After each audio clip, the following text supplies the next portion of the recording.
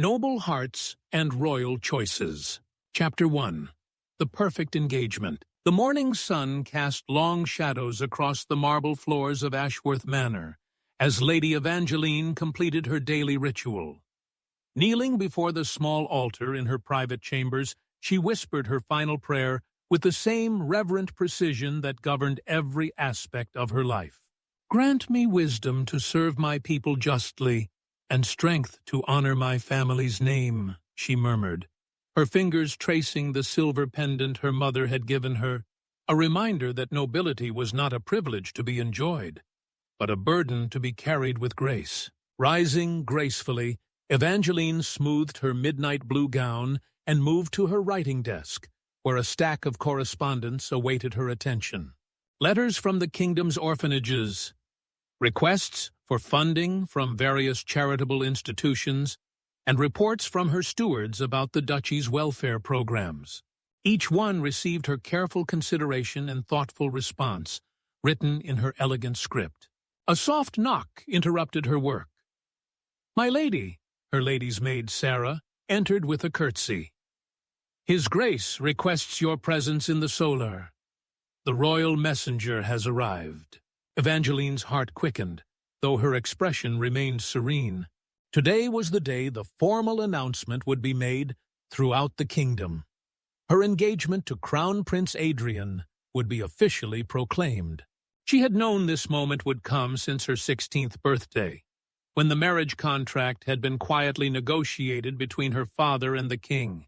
It was an honor that elevated not just her family, but represented the ultimate validation of their unwavering loyalty to the crown. "Thank you, Sarah. Please ensure my blue silk gown is prepared for the ceremony this afternoon," Evangeline replied, setting down her quill with characteristic precision. She found her father, Duke William Ashworth, standing by the tall windows overlooking their vast estate. His graying hair caught the morning light as he turned to embrace her, his weathered face creased with pride and something deeper, perhaps concern. "My dearest daughter," he said, taking her hands in his calloused ones, "today you begin the path to becoming Queen of Valeria. Your mother would have been so proud." Evangeline squeezed his hands gently. "I will not disappoint her memory, or our family's honor, Father. I understand the weight of this responsibility." The Duke studied her face, seeing the young woman who had never once complained about the rigid expectations placed upon her shoulders, who had accepted every lesson in statecraft and diplomacy as a sacred duty rather than a burden. "You have prepared for this your entire life, Evangeline. But remember, even a future queen is allowed moments of happiness." Before she could respond, the solar doors opened to admit a man in royal livery, bearing the king's seal. "Your Grace, Lady Evangeline," he bowed deeply. "His Majesty King Edmund requests your presence at the palace this afternoon for the formal announcement of the betrothal. The ceremony will be held in the great hall before the assembled court." Evangeline curtsied with practiced elegance. "Please convey to His Majesty that we are honored by his summons and shall attend with all due ceremony." As the messenger departed, the Duke placed a gentle hand on his daughter's shoulder. "And Prince Adrian, are you content with this arrangement?" Evangeline considered the question with her characteristic thoughtfulness. Prince Adrian was handsome, intelligent, and well-educated in the arts of kingship. Their conversations, though formal, had always been respectful and cordial. He showed proper deference to her opinions on matters of state, and had never displayed the cruel tendencies or dissolute habits that plagued some of the nobility. "Prince Adrian is a worthy man who will make a fine king," she replied carefully. "I respect him, and I believe we shall work well together for the good of the kingdom." What more could one ask for in a royal marriage? The Duke nodded, though something flickered in his eyes, perhaps wishing his daughter might ask for more than duty and respect. But Evangeline had never been one to dream of fairy tale romance. She had been raised to understand that love was a luxury few of her station could afford, and that a marriage built on mutual respect and shared purpose was far more valuable than one built on fleeting passion. That afternoon, the great hall of the royal palace blazed with the light of 1,000 candles. Evangeline entered on her father's arm, her sapphire gown rustling against the polished stone floors. The assembled nobility turned to watch her progress, their faces a mixture of admiration and calculation as they witnessed history in the making. Prince Adrian stood waiting beside his father's throne, resplendent in royal blue and gold. His dark hair was immaculately styled, his bearing every inch the future king. When Evangeline approached, he took her hand and bowed over it with perfect courtly grace.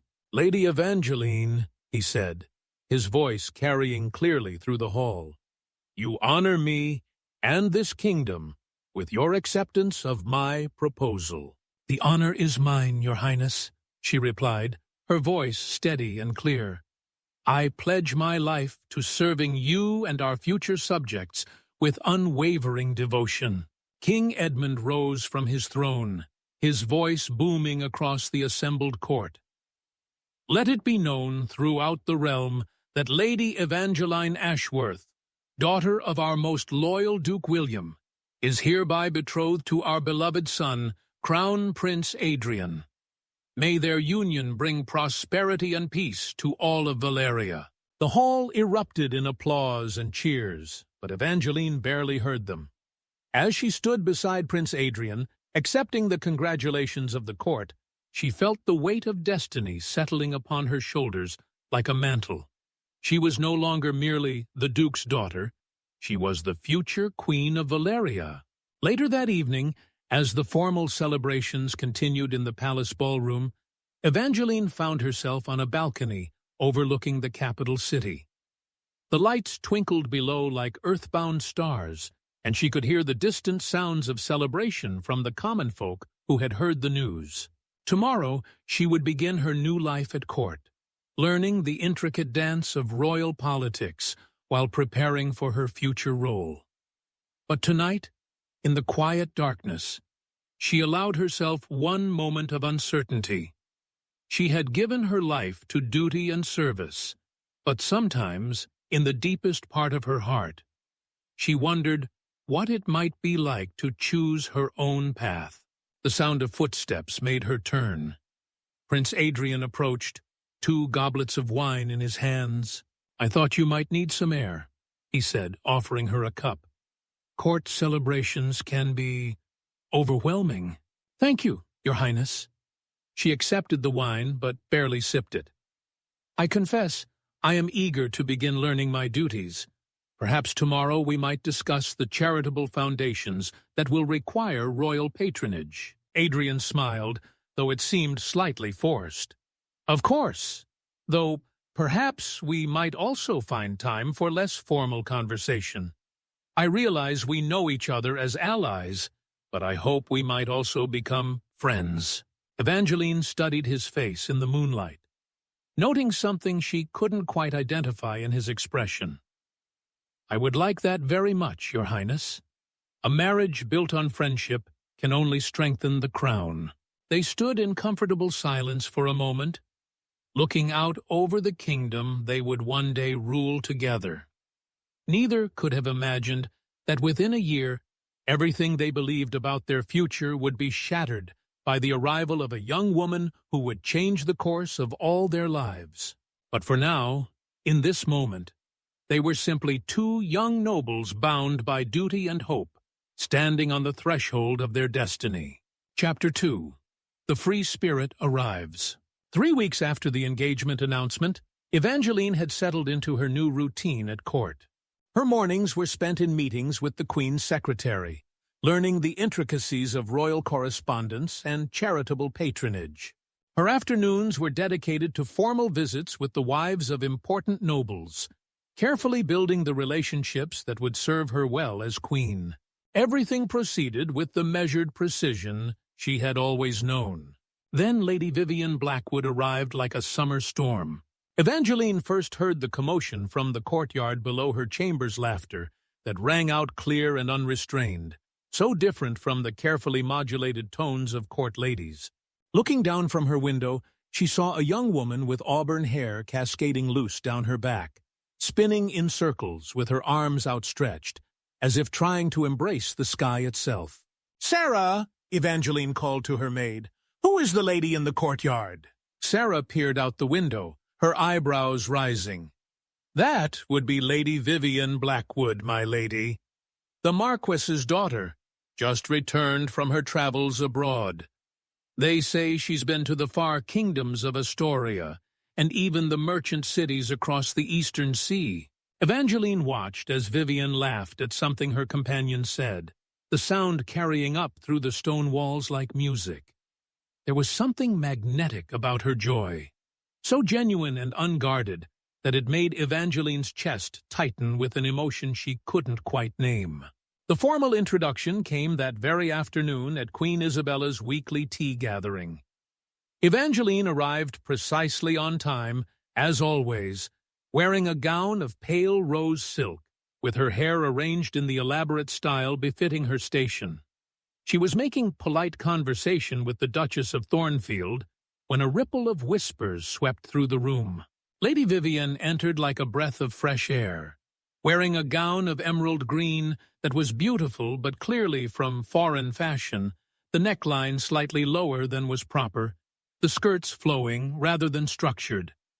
Her hair was braided with small wildflowers, and her cheeks were flushed as if she had been running.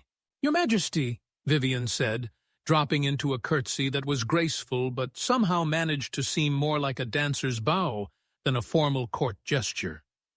"Please forgive my tardiness. I was in the gardens with the kitchen children.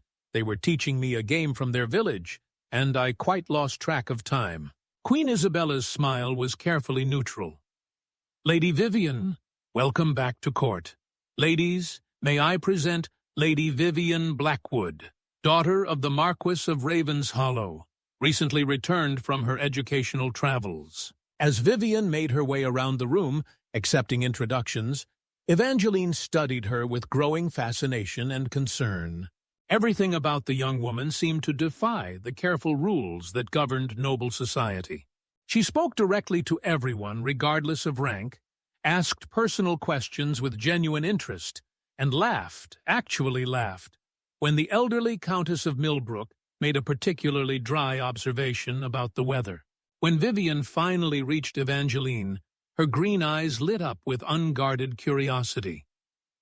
"Lady Evangeline, the future queen herself, how thrilling this must all be for you." Evangeline smiled politely, though something in Vivian's tone suggested she wasn't entirely certain being queen was thrilling at all.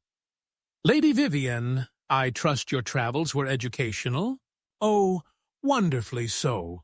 Vivian settled into the chair beside her uninvited, speaking with animated gestures that made her teacup rattle. "In Astoria, women can own businesses just like men. And in the eastern cities, they have these marvelous festivals where everyone dances together, nobles and merchants and farmers, all celebrating as equals. Have you ever danced with a farmer, Lady Evangeline?" The question was asked with such genuine curiosity that it took Evangeline a moment to process it. No, Lady Vivian, that would hardly be appropriate." "Oh, but why not?" Vivian's head tilted like a bird's. "Surely a person's steps matter more than their station." "I danced with the most wonderful old fisherman in the port city of Nerea. He told the most amazing stories about sea monsters and lost treasures." Evangeline felt heat rise in her cheeks as she became aware of the other ladies listening to their conversation with rapt attention. "Lady Vivian, while I'm sure such experiences were interesting during your travels, perhaps we should discuss more suitable topics. The Queen's Rose Garden is particularly lovely this season." But Vivian had already moved on, turning to the Duchess of Thornfield with bright eyes. "Your Grace, I heard you've been ill. In the Eastern Kingdoms, they have these wonderful herb treatments that might help. My friend Kasra, she's a merchant's daughter, but absolutely brilliant with healing, taught me how to prepare them." As Vivian launched into an enthusiastic description of foreign medicine, Evangeline exchanged glances with several of the other ladies, The Baroness of Westmere raised her eyebrows pointedly, while Lady Catherine Pembroke actually looked scandalized. The conversation continued in this manner throughout the tea, with Vivian innocently shattering one social convention after another. She mentioned dining with innkeepers, learning folk songs from peasant children, and even helping to deliver a baby when their traveling party had stopped to assist a family in distress. "Lady Vivian," Evangeline finally interjected, when Vivian began describing how she had helped repair a bridge alongside common laborers, "perhaps such stories might be better suited for private conversation. Some of our companions might find such activities difficult to understand." Vivian's bright expression dimmed slightly as she looked around the circle of carefully composed faces. "Oh, have I said something wrong?" "Not wrong, precisely," Evangeline said gently, trying to soften her correction. "But as nobles, we must be mindful of setting a proper example. Our conduct reflects not only on ourselves, but on our families and our class. Perhaps in future you might consider more traditional pursuits." The silence that followed was broken by Queen Isabella clearing her throat delicately. "Lady Vivian, I'm sure you're simply adjusting to being home. Court life can seem quite different after time away, but the damage was done." Vivian's spontaneous joy had been replaced by a guarded wariness, and Evangeline felt an unexpected pang of guilt. She had only been trying to help, to gently guide the young woman toward more appropriate behavior. Yet something in Vivian's eyes suggested she felt more criticized than guided. The tea concluded with strained politeness, and as the ladies began to disperse, Evangeline approached Vivian with genuine concern. "Lady Vivian, I hope you didn't take offense at my words. I was only trying to help me understand my place." Vivian's voice was still pleasant, but there was steel beneath the silk now. "How kind of you, Lady Evangeline. I suppose I should be grateful for such guidance from someone so perfectly versed in propriety." Before Evangeline could respond, a new voice joined their conversation. "Lady Vivian, there you are?" They turned to see Prince Adrian approaching, his face bright with an expression Evangeline had never seen before. Genuine delight mixed with something deeper, more alive than his usual courtly composure. "Your Highness." Both women curtsied, but Evangeline noticed that Adrian's eyes remained fixed on Vivian. "I was hoping you might honor me with your company for a walk in the gardens," he said to Vivian. "I'm eager to hear more about your travels. The stories you shared at last night's dinner were fascinating."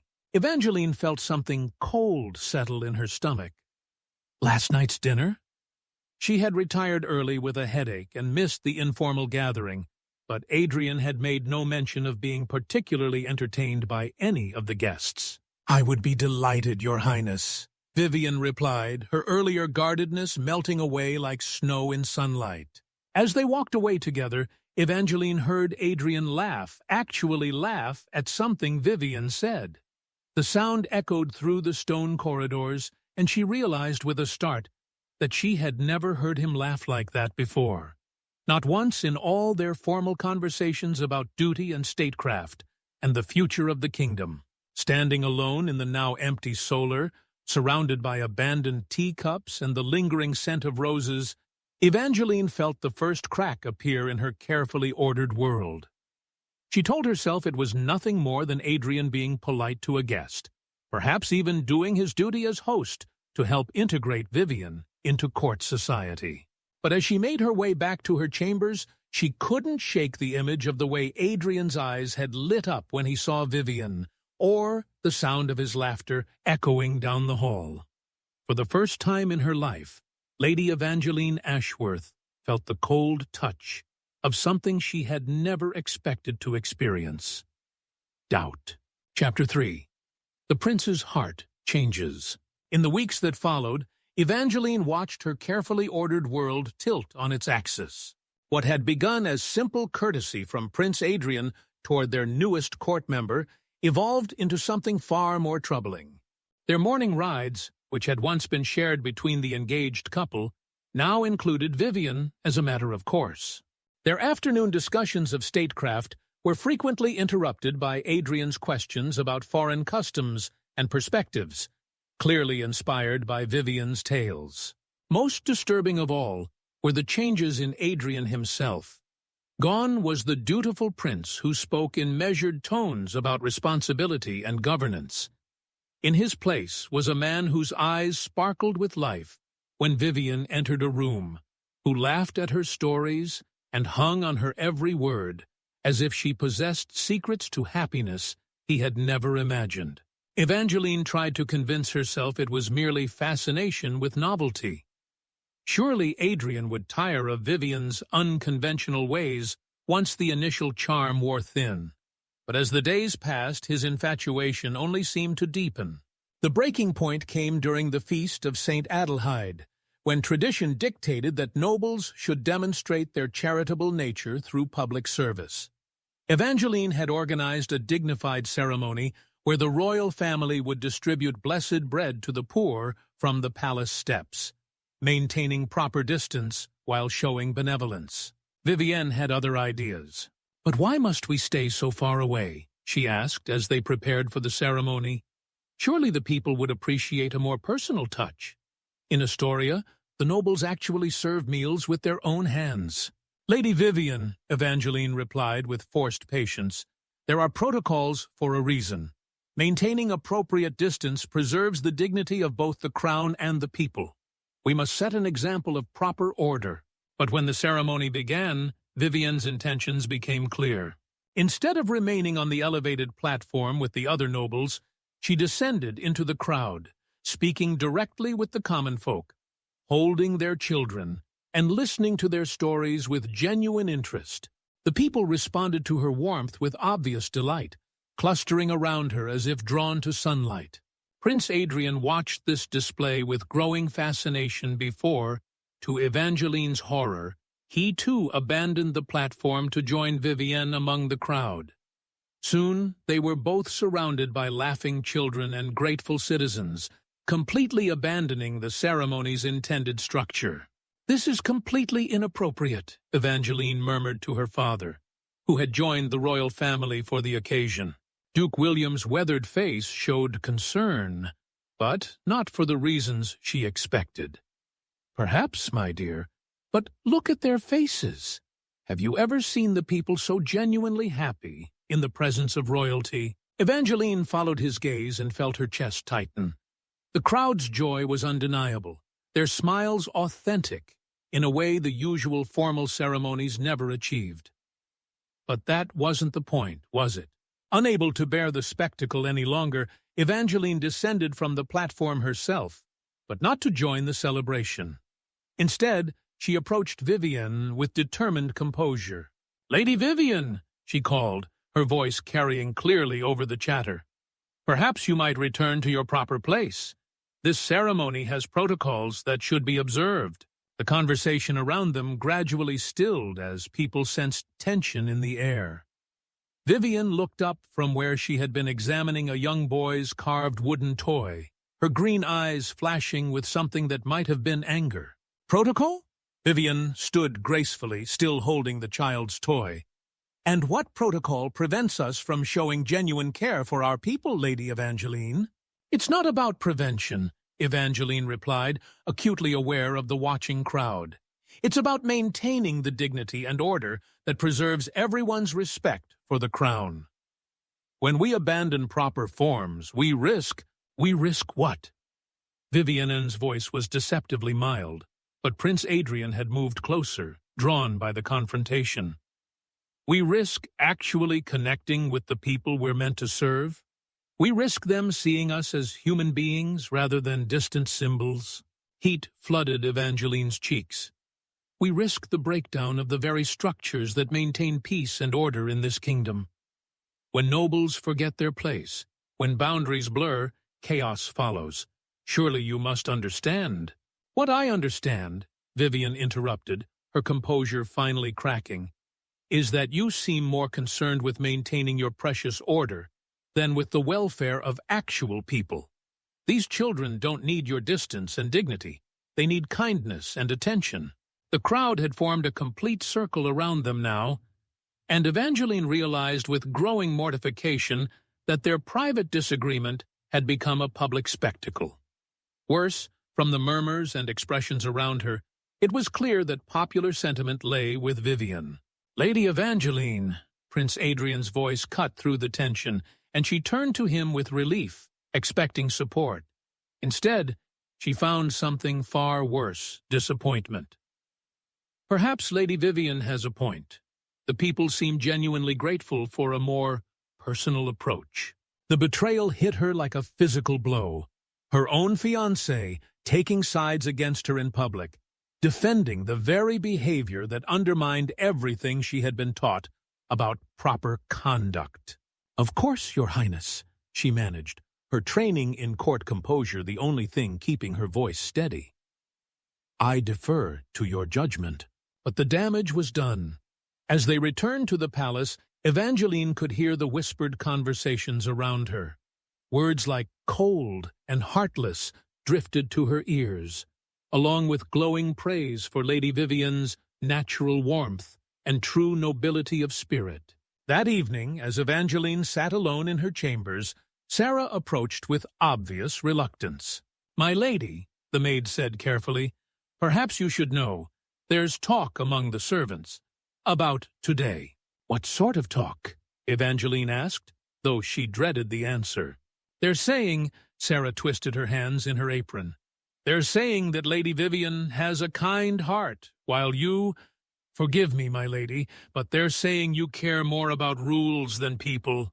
Evangeline closed her eyes, feeling the weight of judgment settling around her like a shroud. How had she become the villain in this story? All she had tried to do was maintain the standards that had served the kingdom well for generations, to preserve the dignity and order that prevented chaos. But as she lay awake that night, replaying the day's events, she couldn't shake the image of the children's faces when Vivian spoke to them, or the genuine joy in their eyes when Prince Adrian joined her among them. For the first time in her life, Evangeline wondered if her rigid adherence to protocol had blinded her to something important. The thought terrified her more than any accusation of coldness ever could. 3 days later, the rumors began in earnest. Prince Adrian and Lady Vivian had been seen walking alone in the moonlit gardens. They had shared private conversations during state dinners. Adrian had been heard asking detailed questions about Vivian's travels, her opinions, her dreams for the future. When Evangeline finally confronted him, she found a stranger wearing her fiancé's face. "Adrian," she said carefully, as they stood in the same garden where they had shared wine on the night of their engagement, "I feel I should ask, are you having second thoughts about our arrangement?" For a long moment, he didn't answer, staring out over the roses that had seemed so hopeful just weeks before. "Evangeline," he said finally, "do you love me?" The question caught her off guard. I respect you deeply. I'm committed to our future together, to serving the kingdom." "That's not what I asked." His voice was gentle but relentless. "Do you love me? When you think of spending your life with me, does your heart race? Do you dream of our conversations, count the hours until we meet again?" Evangeline felt something crumble inside her chest. That's not what royal marriages are built on, Adrian. We have duty, respect, shared purpose. And is that enough for you?" He turned to face her fully, and she saw something broken in his eyes. "Because I've discovered it isn't enough for me. I never knew what I was missing until—" He didn't finish the sentence, but he didn't need to. Evangeline understood with perfect, painful clarity. "Until Vivian," she whispered. Adrian's silence was answer enough. As she walked back to the palace alone, Evangeline realized that her perfect, ordered world had not merely cracked, it had shattered completely. And the worst part was, she couldn't even bring herself to hate Vivian for it, because deep in her heart, she understood exactly what Adrian had found in those green eyes and that spontaneous laughter. She had found something she herself had never known she was missing. Chapter 4. An Unexpected Witness. Lord Marcus Whitmore had always prided himself on his progressive ideals. As the second son of a minor count, he possessed enough noble blood to attend court functions, but not enough status to feel entitled to privilege. This unique position had fostered in him a deep belief that true nobility came from merit and service, not birthright. He had watched the drama surrounding Lady Evangeline and Lady Vivian with the detached interest of one who viewed most court politics as elaborate theater, performed by people who had never known real struggle. In his mind, the story was simple enough. The cold, rigid future queen jealous of a warm-hearted free spirit who had captured the prince's attention. It was a tale as old as time, and Marcus found himself firmly in Vivian's camp, along with most of the court. After all, who could argue with genuine kindness over sterile protocol? This comfortable certainty lasted until a rainy Thursday morning, when business took him to the lower city. Marcus had been meeting with his steward about investments in the wool trade when the autumn downpour began in earnest. Seeking shelter under the awning of a baker's shop, he noticed a commotion in the narrow alley across the street. A small crowd had gathered around something, their voices carrying notes of distress and concern. Curiosity overcoming his desire to stay dry, Marcus made his way across the muddy street to investigate. The crowd parted respectfully when they recognized his noble bearing, revealing a scene that stopped him in his tracks. A young girl, perhaps 8 years old, lay on a makeshift bed of cloaks and blankets. Her face was flushed with fever, her breathing shallow and labored. Beside her knelt a woman in a simple gray cloak, but even in her plain attire, Marcus recognized her immediately. Lady Evangeline Ashworth was gently bathing the child's forehead with a damp cloth, murmuring soft words of comfort. Her usually immaculate hair was damp from the rain, her fine dress muddy at the knees, but she seemed completely oblivious to her disheveled state. "There now, little one," she whispered, her voice tender in a way Marcus had never heard at court. "The medicine will help soon. You just rest." An elderly woman, clearly the child's grandmother, clutched Evangeline's free hand. "My lady, I cannot thank you enough. The physician said there was nothing to be done without the proper herbs, and we have no coin for such things." "Hush now," Evangeline replied gently. "Think nothing of it. Children are precious to God and should be treasured accordingly." She reached into her purse and pressed several gold coins into the woman's palm. "This should cover not only the medicine, but food and firewood for the coming weeks. No child should suffer from want when it can be prevented." Marcus pressed himself against the wall, suddenly feeling like an intruder on something sacred. He watched as Evangeline continued her ministrations, completely absorbed in caring for the sick child. When the girl's breathing grew more labored, genuine tears sprang to Evangeline's eyes. "Please, Lord," she whispered, so quietly that Marcus had to strain to hear. "She's so young, so innocent. If you must take someone, take me instead. Let this child live to see another spring." The raw emotion in her voice, the desperate sincerity of her prayer, shattered every assumption Marcus had made about the Duke's daughter. This was not the cold, calculating woman he had observed at court. This was someone whose heart was breaking for a stranger's child, someone willing to kneel in mud and rain to offer comfort where it was needed most. A physician arrived, clearly summoned and paid for by Evangeline, and after examining the child, pronounced that, with proper care and the medicines Lady Evangeline had provided, the girl should recover fully. The relief that flooded Evangeline's face was so profound that Marcus felt his chest tighten with unexpected emotion. As the crowd began to disperse and arrangements were made to move the child to warmer shelter, Marcus remained hidden in the shadows, watching Evangeline.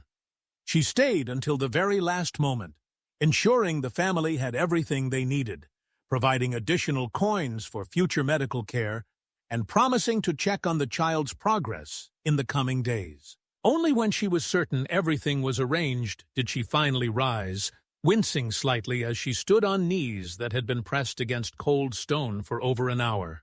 As she pulled her hood up against the continuing rain, Marcus caught a glimpse of her face. She looked exhausted, emotionally drained, but there was a peace in her expression that he had never seen at court. She walked away without fanfare, without seeking recognition or praise for her actions. She had simply seen a need and filled it, as naturally as breathing. Marcus remained in the alley long after she disappeared, his mind reeling. Everything he thought he knew about Lady Evangeline Ashworth had been torn apart in the space of an hour. The woman who was painted as heartless and cold had just spent her own money, risked her health, and offered sincere prayers for a commoner's child she had never met before. Over the following weeks, Marcus found himself paying closer attention to Evangeline's activities, and what he discovered amazed him. She visited the poor regularly, always quietly, always without retinue or fanfare. She funded education for promising commoner children, provided dowries for orphaned girls, and maintained a network of charitable activities that would have impressed a saint. More telling still was the way people in the lower cities spoke of her when they thought no nobles were listening. Marcus began making excuses to visit the markets and taverns, and everywhere he heard the same stories. Lady Evangeline, who had saved this family from eviction. Lady Evangeline, who had personally nursed that woman through illness. Lady Evangeline, who treated everyone with genuine kindness, regardless of their station. "She's got a heart as big as the cathedral," one baker told him. "Never looks down on us common folk, never makes us feel small. Not like some of the nobles who think charity means tossing coins from their carriages. My youngest was dying of lung fever last winter," added a blacksmith. Lady Evangeline sat with him 3 nights running, hardly eating or sleeping herself. When he recovered, she cried like he was her own child. The disconnect between Evangeline's reputation at court and her reality among the common people was staggering. Marcus began to understand that her rigid adherence to protocol wasn't born of coldness, but of a deep sense of responsibility. She genuinely believed, that maintaining proper order was essential to protecting the very people she served so faithfully in private. The realization changed everything for Marcus. Suddenly, her confrontations with Lady Vivian took on a different character. What had seemed like jealous nitpicking now appeared to be the desperate attempts of someone who genuinely feared that abandoning tradition would harm the kingdom she loved. And slowly, insidiously, Marcus began to feel something he had never expected. He was falling in love with Lady Evangeline Ashworth. It was an impossible love, he knew. Even setting aside her engagement to Prince Adrian, the gulf between their stations was vast. His father was a minor count, whose lands produced enough to maintain their dignity, but little more. The Duke of Ashworth commanded wealth and influence that dwarfed their family's holdings by orders of magnitude. Even if the royal engagement were somehow dissolved, Evangeline would be expected to marry someone of appropriate rank, a duke's son at minimum, more likely a foreign prince, or at least a marquess. But knowing his love was hopeless didn't diminish its power. Marcus found himself thinking of her constantly, remembering the tenderness in her voice as she comforted that sick child, the tears in her eyes as she prayed for a stranger's recovery. He began to see her differently at court functions, noticing the loneliness in her posture, the way she held herself apart, not from pride, but from a sense of duty that isolated her from genuine connection. He watched her grow increasingly pale and strained as Prince Adrian's infatuation with Lady Vivian became more obvious. He saw the way she maintained her composure even as courtiers whispered behind her back, calling her cold and heartless. And his heart ached for her, because he alone seemed to understand the truth. Lady Evangeline Ashworth was not the villain in this story. She was its most tragic victim. Marcus began finding excuses to be near her at court functions, though he never dared approach directly. He was a minor lord, She was the future queen, but he watched over her from a distance, noting the subtle signs of her distress, the way her hands trembled slightly when Prince Adrian looked at Lady Vivian with obvious longing. Sometimes, when she thought no one was watching, Marcus caught glimpses of the woman he had seen in that rainy alley, vulnerable, caring, profoundly lonely. In those moments, he wanted nothing more than to go to her, to tell her that someone saw her true worth, that someone understood the nobility of her heart. But he remained silent, bound by the constraints of class and circumstance, watching helplessly as the woman he loved suffered in isolation, misunderstood by everyone around her. All he could do was remember her kneeling in the mud, praying for a dying child, and hope that someday the world would see what he had seen, that Lady Evangeline Ashworth possessed the truest nobility of all. Chapter 5. Impossible Love. As autumn deepened into winter, Marcus found himself caught in an exquisite torment of his own making. Every court function became both blessing and curse, an opportunity to see Evangeline, but also a reminder of the impossible gulf between them. He began to map the geography of her sorrow, noting how her shoulders tensed when Prince Adrian entered a room, how her carefully composed expression flickered when the prince's eyes immediately sought out Lady Vivian. The worst moments came during the formal dinners when, by protocol, Evangeline sat beside her fiancé at the high table while Marcus was relegated to the lower nobles section. From his distant seat, he watched Adrian make polite conversation with his betrothed, while his attention remained fixed on Vivian, who sparkled at a nearby table surrounded by admirers. The contrast was painful. Evangeline's quiet dignity overshadowed by Vivian's effervescent charm, duty losing ground to desire with each passing day.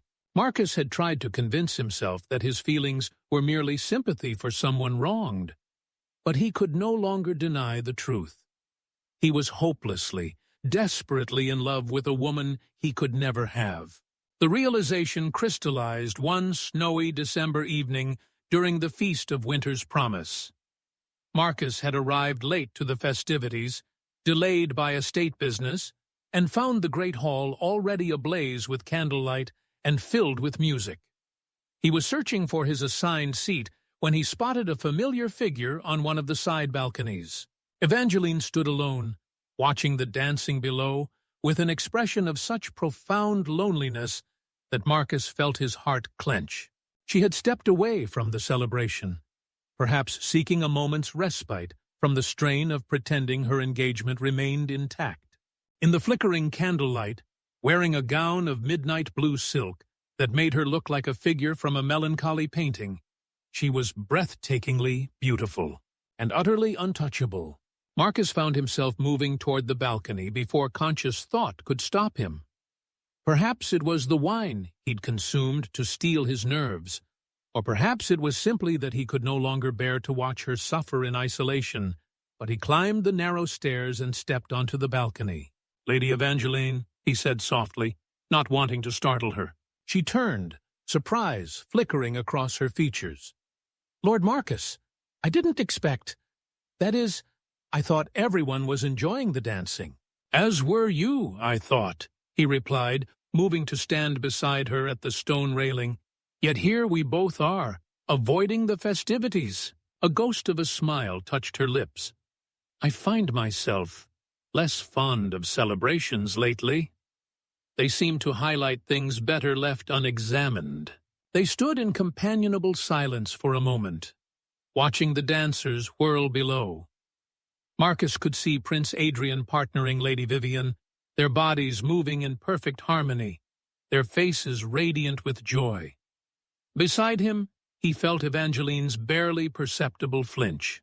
"You know," Marcus said carefully, "I once believed that noble birth automatically conferred nobility of character. Experience has taught me otherwise." Evangeline glanced at him with curiosity. "What changed your mind?" Marcus chose his words with care, knowing he was venturing into dangerous territory. I discovered that the truest nobility lies not in bloodlines or titles, but in service to others. I've observed that some who hold the highest positions lack the most basic compassion, while others—" He paused, looking directly at her. "Others possess a nobility of spirit that humbles those around them, even when they themselves remain unaware of their worth." Color rose in Evangeline's cheeks, and she looked away. "You're very kind, Lord Marcus, but I fear you may be mistaken in your assessment. Lately, I seem incapable of inspiring anything but criticism and disappointment." "From whom?" The question escaped before Marcus could stop it, laden with more emotion than was proper. Evangeline's laugh was bitter. "From everyone who matters, it seems. My fiancé finds me tedious compared to more vibrant company. The court sees me as cold and controlling. Even my charitable work is dismissed as mere duty rather than genuine care." Her voice dropped to barely above a whisper. "Sometimes I wonder if they're right. Perhaps I am everything they say, a woman so bound by rules and expectations that I've forgotten how to feel." The pain in her voice nearly undid Marcus's careful control. "Lady Evangeline," he said urgently, turning to face her fully, "I can say with absolute certainty that you are none of those things. You possess the most generous heart I have ever encountered, and anyone who cannot see that is either blind or willfully ignorant." She looked up at him then, her eyes wide with something between hope and disbelief. "How can you say that? You barely know me, Lord Marcus. We've hardly exchanged more than pleasantries." Marcus felt himself standing at a precipice. He could retreat now, maintain proper distance, and continue to love her silently from afar. Or he could risk everything by revealing the truth of what he had witnessed, what he had come to understand about her character. "I know," he said quietly, "that you spent 3 hours kneeling in the rain to comfort a dying child you had never met. I know that you used your own money to pay for her medicine and ensure her family's needs were met. I know that you prayed with such genuine anguish for her recovery that it moved me to tears." Evangeline stepped back, startled. "You were there? In the alley?" "I was," Marcus admitted, "and I've made it my business to learn more since then. Do you know what the people in the lower city call you? The Angel of Ashworth. They speak of your kindness with reverence, Lady Evangeline. Children are taught to aspire to your example of selfless service." Tears gathered in her eyes. "I don't understand. If what you say is true, then why does everyone at court see me so differently?" "Because," Marcus said, moving closer despite every rule of propriety screaming against it, "at court, you wear the mask of perfect nobility that duty requires. But I've seen you without that mask, and the woman I saw was beautiful beyond description, not for her appearance, though you are lovely, but for the pure goodness of her heart." The silence stretched between them, fraught with dangerous possibility. Evangeline searched his face, as if trying to determine whether his words were genuine or mere flattery. "Lord Marcus," she whispered finally, "why are you telling me this?" He wanted to say, "Because I love you. Because watching you suffer while everyone misunderstands your worth is agony. Because you deserve to know that someone sees you clearly and finds you magnificent." But he couldn't say any of those things. The gulf between their positions was too vast, her engagement too binding, the consequences too severe. "Because," he said instead, "everyone deserves to know their true worth, especially when the world seems determined to make them forget it." From below, the music swelled as the dance reached its crescendo. Prince Adrian lifted Lady Vivian in a spin that sent her skirts billowing like flower petals, and their laughter rang out clear and joyous. Both Marcus and Evangeline looked down at the scene, the brutal reminder of what she had lost, or perhaps what she had never truly had. "I should return," Evangeline said, though she made no move to leave. "People will notice my absence." "Will they?" Marcus asked gently. "Or will they be too enchanted by other entertainments, to spare a thought for duty and propriety. The question hung in the air like an accusation, though Marcus had meant it only as observation. Evangeline's face crumpled slightly before she quickly composed herself again. "You're right, of course," she said with forced lightness. "It seems I am quite unnecessary to the evening's success." "Not unnecessary," Marcus said fiercely. "Undervalued. There's a significant difference." She looked at him again with that same searching expression, and Marcus felt his carefully maintained control beginning to crack. Being this close to her, seeing the vulnerability she tried so hard to hide, knowing that he could offer comfort, but not the love she deserved, it was more than he could bear. "Lady Evangeline," he began, then stopped himself. He was a second son of a minor count. She was the Duke's daughter, engaged to the Crown Prince. Whatever his feelings, they were his burden to bear alone. "Yes," she prompted softly. "I simply wanted you to know," he said, choosing each word with painful care, "that your worth is not diminished by others' failure to recognize it. You are extraordinary." The last word escaped as barely more than a breath, carrying all the longing he couldn't express. Evangeline's eyes widened, and for a moment Marcus thought she might say something that would change everything. But then voices drifted up from the hall below, someone calling for Lady Evangeline, wondering where the future queen had gone. The spell broke. Evangeline stepped back, her court mask sliding back into place like armor. "Thank you, Lord Marcus," she said formally. "Your words are more valuable than you know." She turned to leave, then paused at the balcony entrance.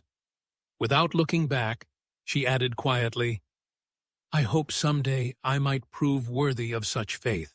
And then she was gone, leaving Marcus alone with the echo of her words and the bitter knowledge that she was already worthier than anyone she would ever know.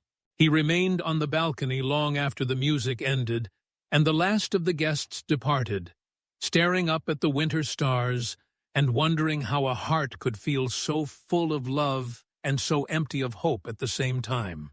In the distance, the cathedral bells tolled midnight, marking another day in his impossible love for Lady Evangeline Ashworth. Chapter 6. The Web of Deceit. Spring arrived early that year, bringing with it a restlessness that seemed to infect the entire court. Prince Adrian had grown increasingly distant from Evangeline, their conversations reduced to mere formalities about wedding preparations that neither seemed particularly invested in completing. Meanwhile, his infatuation with Lady Vivian had blossomed into something that could no longer be dismissed as mere fascination. They were no longer discreet about their feelings. Adrian sought Vivian's company at every opportunity, hanging on her every word as she regaled the court with stories of far-off lands and exotic customs. Their shared laughter echoed through the palace corridors, a constant reminder to Evangeline of what she had never been able to inspire in her betrothed. The situation had become untenable, yet the chains of duty and political necessity bound them all in place. The marriage contract between the Crown and the Duke of Ashworth was more than a romantic arrangement. It was a cornerstone of the kingdom's political stability. Breaking such an engagement without cause would create a scandal that could destabilize alliances and question the Crown's reliability. Prince Adrian was well aware of these constraints, which made his growing desperation all the more dangerous. The first sign of his intentions came during a private council meeting that Marcus had been permitted to attend as part of his education in statecraft. The discussion had nominally focused on trade agreements with neighboring kingdoms, but Adrian's attention seemed elsewhere. When the formal business concluded and most of the lords had departed, Adrian lingered with a small group of courtiers known more for their ambition than their integrity. Marcus had been gathering his papers when he overheard fragments of conversation that made his blood run cold. Impossible situation, bound by contracts. Precedent for dissolving engagements when the bride proves unsuitable. In a question of loyalty to the Crown, most serious matter. The voices were deliberately low, but Marcus caught enough to understand the direction of their plotting.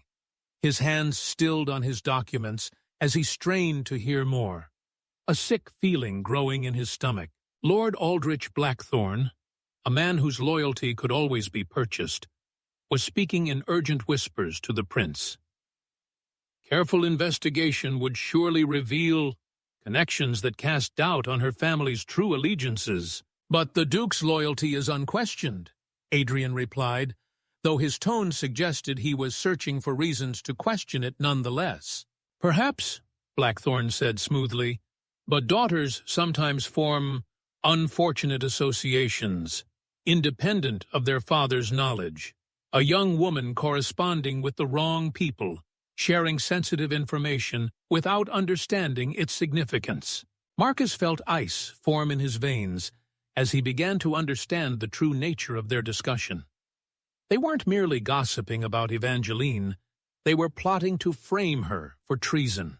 "It would have to be convincing," Adrian said slowly, his voice carrying a note that suggested he was seriously considering the proposal.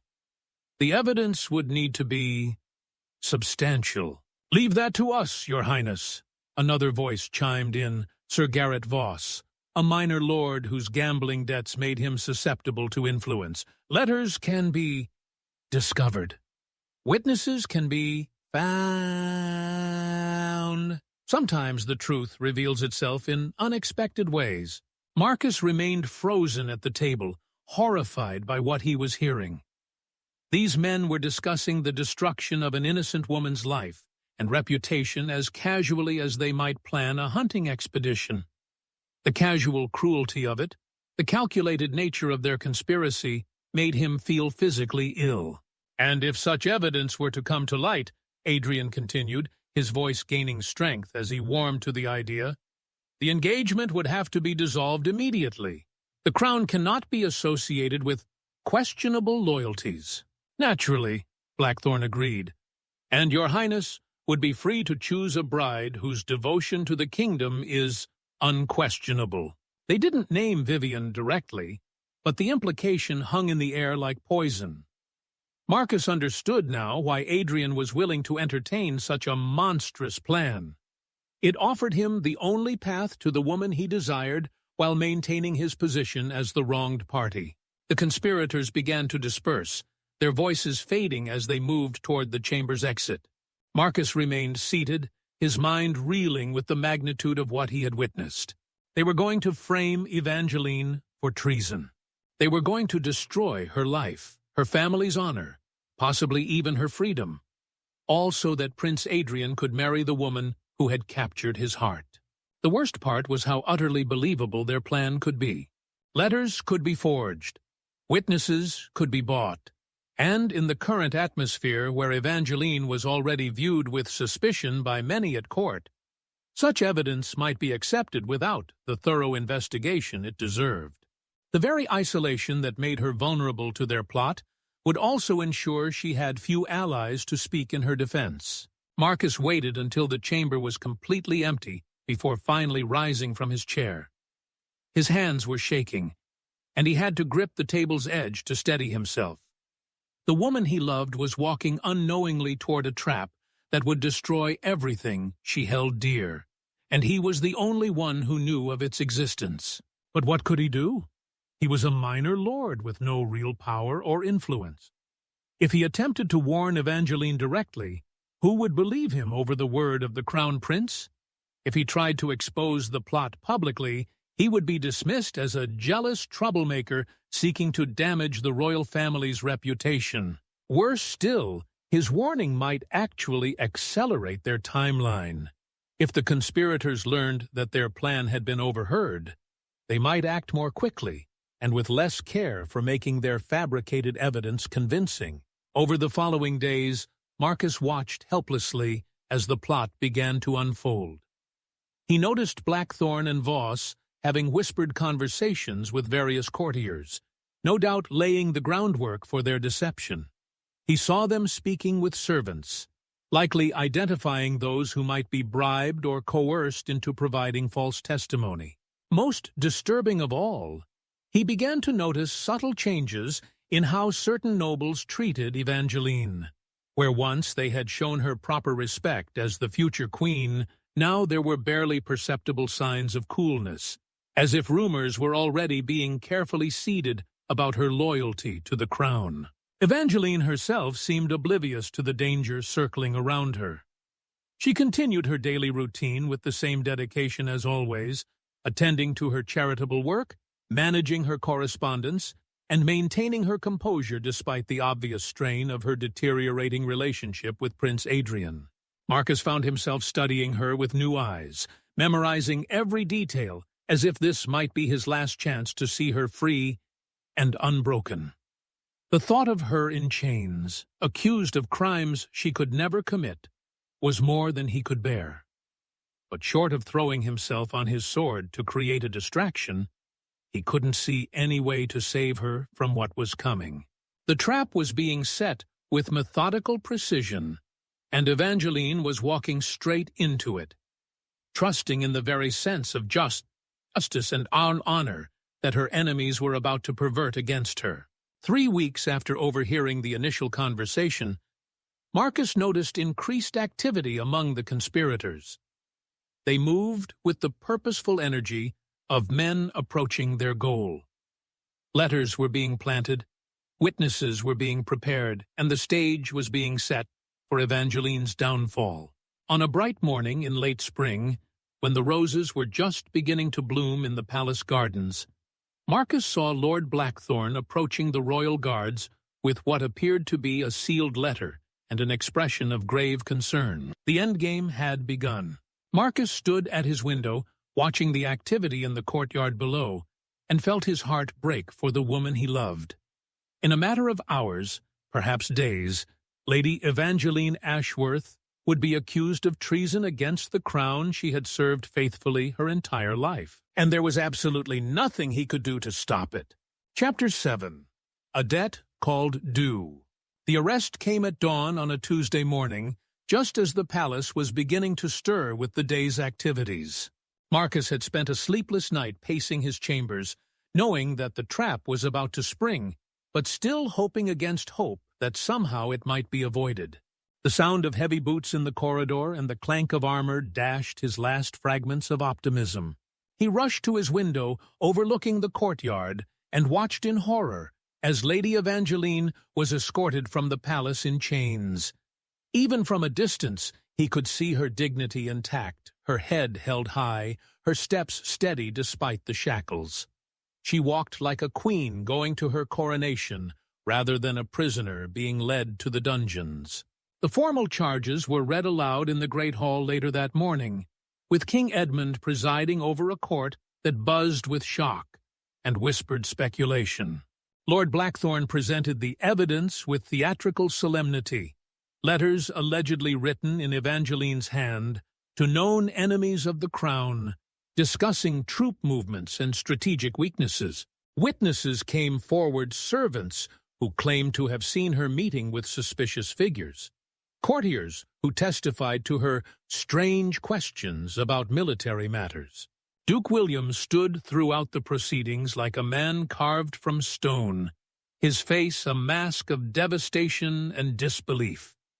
When given the opportunity to speak in his daughter's defense, his voice cracked with emotion. "Your Majesty, my daughter's loyalty to this crown has never wavered. She would sooner die than betray the kingdom she loves. This evidence, it cannot be genuine." But the damage was done.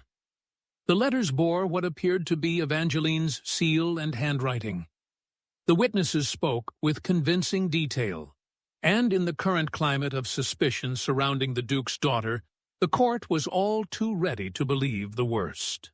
Prince Adrian played his part to perfection, his face a study in shocked betrayal and noble sorrow. "I cannot believe. I trusted her completely. To think that someone so close to the crown could harbor such treacherous thoughts." Lady Vivian, sitting among the court observers, looked genuinely distressed by the proceedings. Whether she suspected the truth or simply felt sympathy for Evangeline's plight, Marcus couldn't tell. Her obvious distress only served to highlight Adrian's supposed noble suffering at being betrayed by his betrothed. The formal engagement was dissolved immediately. The betrothal contract was declared void due to treasonous conduct on the part of the bride. Evangeline would remain in custody pending a full trial, though everyone present understood that the evidence presented made her guilt seem inevitable. As the court dispersed in shocked whispers, Marcus felt a desperate fury building in his chest. He couldn't sit idle while an innocent woman faced execution for crimes fabricated by the man who should have protected her.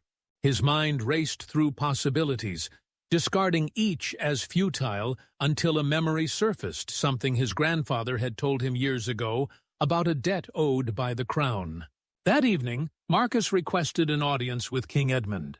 It was an audacious move for a minor lord, but desperation gave him courage he had never possessed before.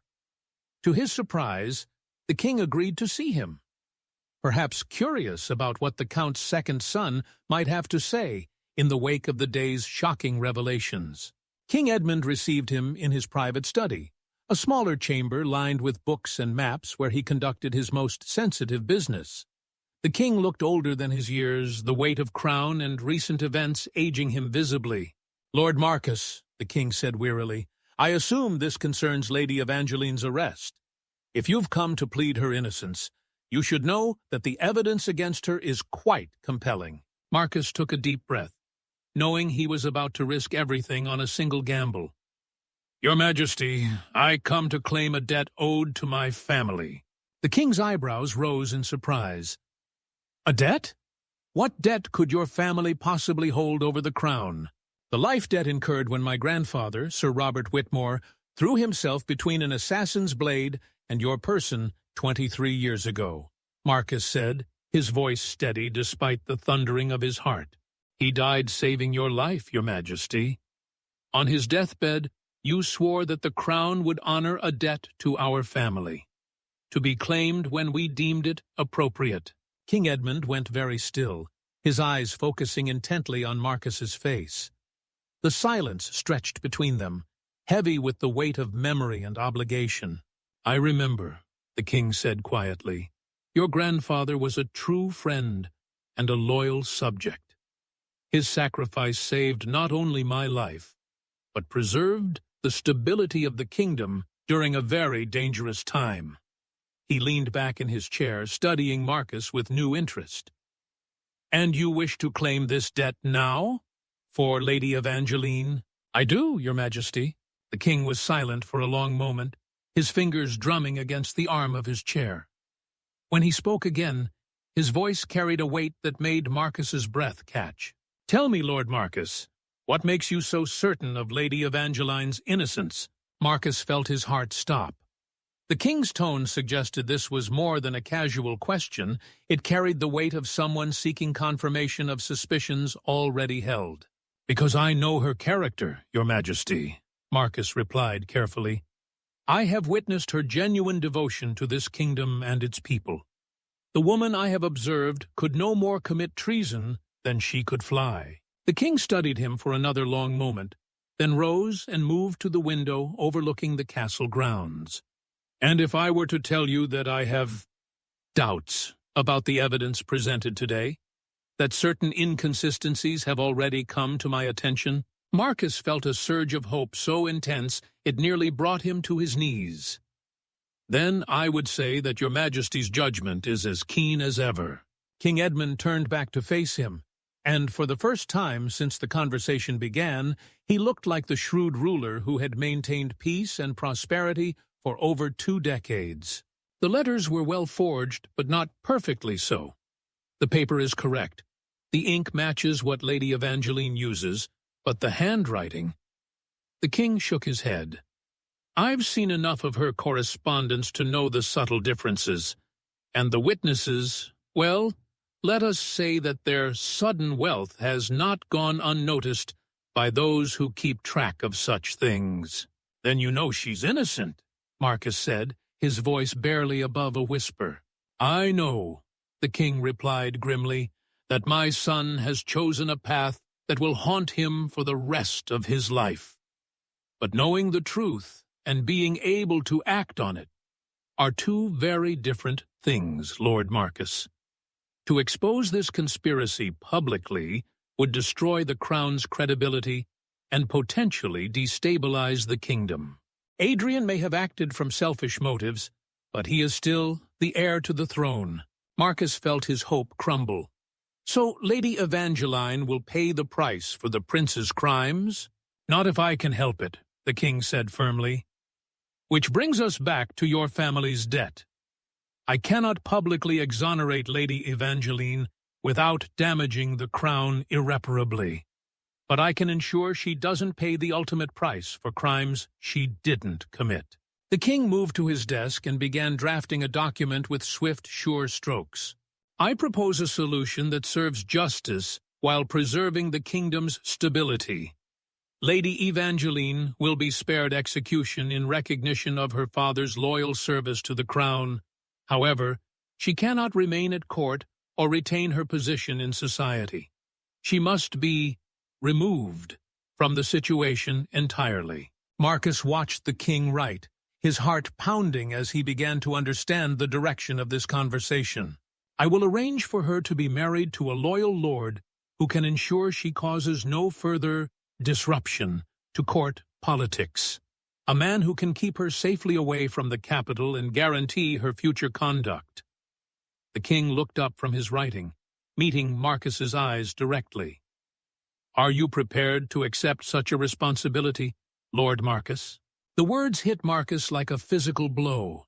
The king was offering him everything he had dreamed of and never dared hope for.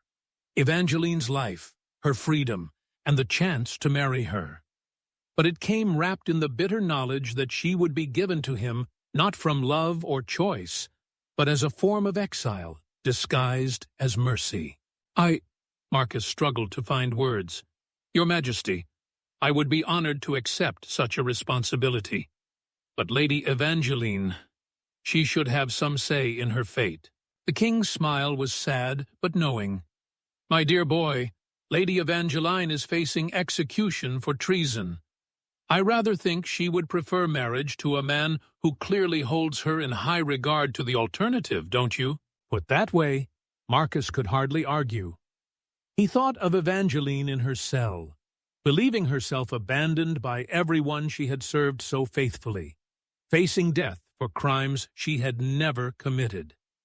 If this arrangement could save her life and give her a chance at happiness, wasn't it worth any personal cost? I accept, Your Majesty, he said firmly. I swear to you that Lady Evangeline will be safe and well cared for.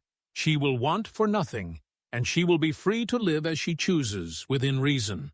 I believe you, the king replied, returning to his writing. The official story will be that in recognition of the Duke's absolute loyalty to the crown, his daughter's life is being spared. However, to prevent any future complications, she will be married immediately to a loyal lord who can ensure her proper conduct. The Duke, understanding the mercy being shown, will agree to this arrangement. Marcus watched the king's pen move across the parchment, sealing both his and Evangeline's fates with each stroke. Tomorrow, he would be a married man. Tomorrow, the woman he loved would be his wife. But as he left the king's study with the marriage decree in his hands, Marcus couldn't shake the feeling that he was as much a part of the conspiracy against Evangeline as the men who had framed her. The only difference was that his intentions were born of love rather than ambition. Still, he vowed silently as he walked through the moonlit corridors, he would spend the rest of his life proving worthy of the trust being placed in him. Evangeline might be coming to him as a prisoner disguised as a bride, but he would do everything in his power to help her find happiness again, even if she could never love him the way he loved her. Chapter 8. The King's Justice. The dawn that followed Marcus's meeting with the king brought a flurry of activity that left the entire court reeling with confusion and speculation. Messengers rode out at first light bearing royal summons, and by mid-morning, Duke William had been escorted to a private audience with King Edmund. The Duke emerged from that meeting looking as though he had aged a decade in the span of an hour. His face a complex mixture of relief, gratitude, and profound sorrow. Marcus waited in the antechamber outside the throne room, his hands clasped tightly behind his back to hide their trembling. In a few hours, he would be married to the woman he loved under circumstances that made celebration impossible. The irony was not lost on him. He was about to receive everything he had dreamed of, while feeling like he was participating in Evangeline's continued punishment. The king had insisted on haste. The longer this situation remains unresolved, he had explained, the more opportunity there is for complications. Prince Adrian's supporters might begin to question the mercy being shown, or worse, they might attempt to ensure the original sentence is carried out, regardless of royal clemency. At precisely noon, the court was recalled to the Great Hall for what was announced as a royal proclamation regarding the fate of Lady Evangeline Ashworth. The assembled nobles buzzed with nervous energy, many expecting to witness the formal sentencing of the accused traitor.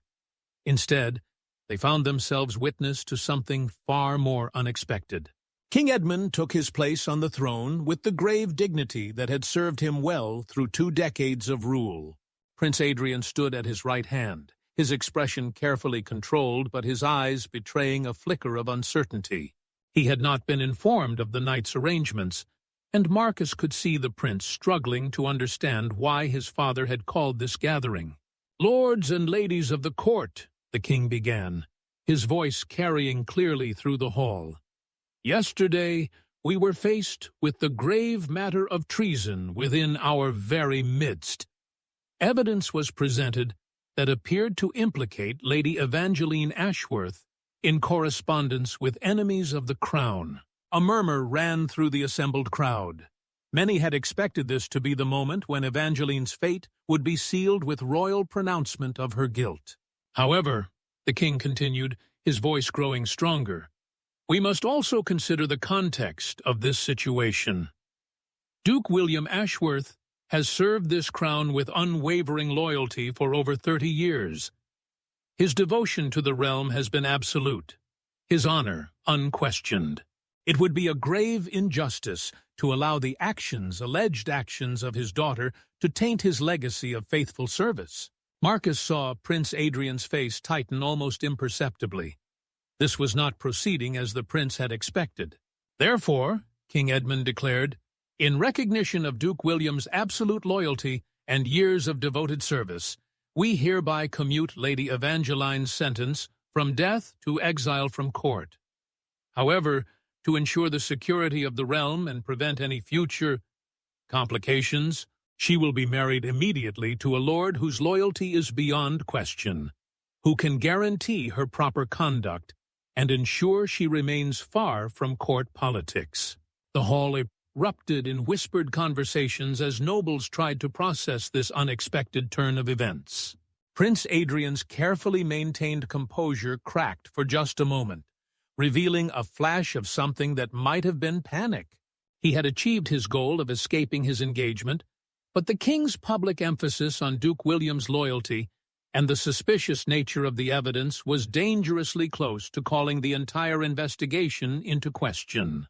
"Lord Marcus Whitmore," the king called, his voice cutting through the chatter. "Step forward." Marcus walked through the suddenly silent hall, acutely aware of hundreds of eyes following his progress. When he reached the throne, he knelt with as much dignity as he could muster, though his heart was hammering against his ribs. "Lord Marcus, you have requested the honor of accepting responsibility for Lady Evangeline's future conduct and well-being. Do you swear before this court that you will keep her safely away from court politics and ensure she causes no further disruption to the peace of our realm?" The words were carefully chosen, Marcus realized. To those who knew nothing of the true situation, it sounded like he was volunteering to take on the burden of monitoring a potential traitor. To those few who might suspect the truth, it sounded like protection disguised as supervision. "I do so swear, Your Majesty," Marcus replied, his voice steady despite the magnitude of what he was undertaking. "I pledge my life and honor to ensuring Lady Evangeline's safe conduct and well-being." "Then let it be recorded that Lady Evangeline Ashworth is hereby pardoned of all charges in recognition of her father's service, on the condition that she accept immediate marriage to Lord Marcus Whitmore and remove herself from court permanently. The king gestured to the guards stationed at the hall's side entrance. "Bring forth Lady Evangeline." The great doors opened, and Evangeline entered flanked by 2 guards, but no longer in chains. She had been allowed to dress appropriately for the occasion, a simple gown of pale blue that somehow made her look both dignified and fragile. Her face was composed, but Marcus could see the confusion and wariness in her eyes as she took in the unexpected scene before her. She had been prepared for trial and possible execution. Instead, she found herself facing what appeared to be her wedding. As she approached the throne, her gaze fell on Marcus, and he saw the moment when understanding began to dawn. Her step faltered almost imperceptibly, and her eyes widened with a mixture of shock and something else, perhaps gratitude, perhaps resignation, perhaps simply the numb acceptance of someone who had lost control of her own fate entirely. When she reached the throne, she sank into a perfect curtsy, her training in court protocol serving her even in this most unusual of circumstances. "Lady Evangeline," the king said, his voice gentler now, almost fatherly, "you stand accused of grave crimes against the crown.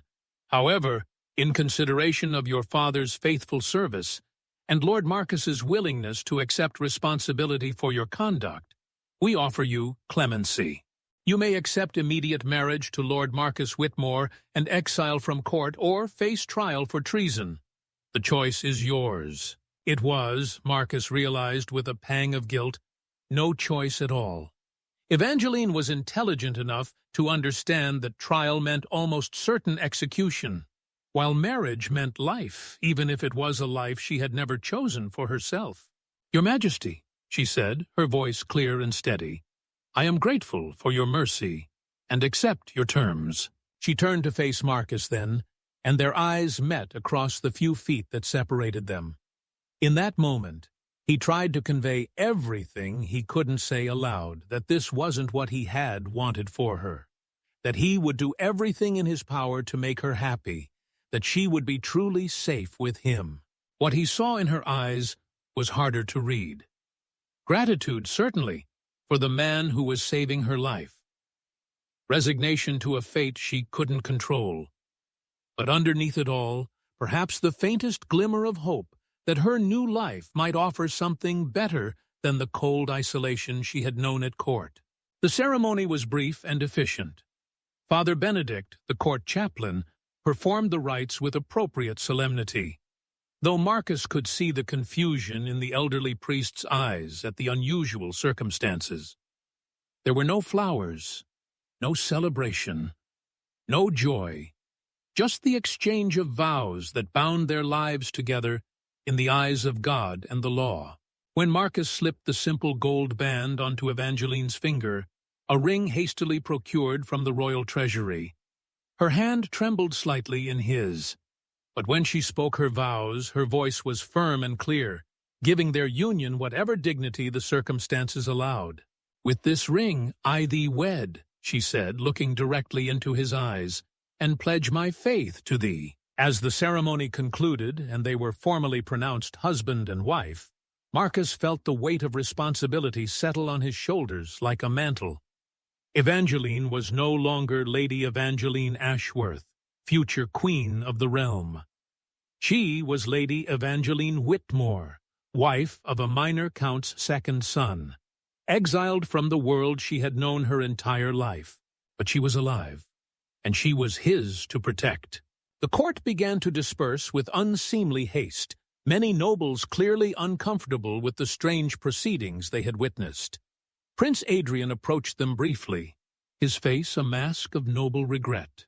"Lady Evangeline, Lady Whitmore," he corrected himself with apparent difficulty, "I hope you will find happiness in your new life. And, Lord Marcus, thank you for taking on such a responsibility." The hypocrisy was breathtaking. Marcus had to clench his jaw to keep from saying something that would destroy everything the king had worked to arrange. Instead, He simply nodded curtly and placed a protective hand on Evangeline's elbow. "Your Highness," he said with perfect cold politeness, "my wife and I are eager to begin our journey to our new home." As they left the great hall together, Marcus was acutely aware that every eye in the room was following them. By evening, the story would be all over the kingdom. The Duke's daughter, saved from execution by marrying a minor lord and accepting exile from court. What they wouldn't know was that Marcus had just received the greatest gift of his life, wrapped in circumstances that broke his heart, even as they fulfilled his deepest dreams. Behind them, Prince Adrian watched their departure with an expression of satisfaction tinged with something that might have been guilt. His path to Lady Vivian was now clear, his engagement honorably dissolved due to his betrothed's treason. He had won everything he thought he wanted. Time would tell whether victory felt as sweet as he had imagined. Chapter 9. A New Life. A New Love. The journey to Whitmore Manor took 3 days through countryside that grew progressively more pastoral and peaceful as they moved away from the capital. Evangeline sat in the carriage mostly in silence, watching the landscape change through the window while Marcus rode alongside, giving her space to process the dramatic upheaval of her life. The few conversations they shared were polite but careful, two strangers bound together by extraordinary circumstances trying to find their footing. It wasn't until they reached the manor itself that Evangeline spoke with anything approaching genuine interest.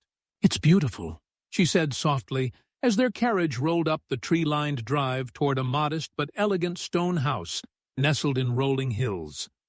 "It looks like a home." Marcus, who had been dreading her reaction to the vast difference between his family's modest estate and the grandeur of Ashworth Manor, felt a flicker of hope at her tone. "It's not grand," he said apologetically, "but it's peaceful. The people here are good, and the land is fertile. I hope you'll find it adequate." Evangeline turned to look at him fully for the first time since the wedding ceremony. "Lord Marcus," she said, her voice gentle but firm, "you saved my life.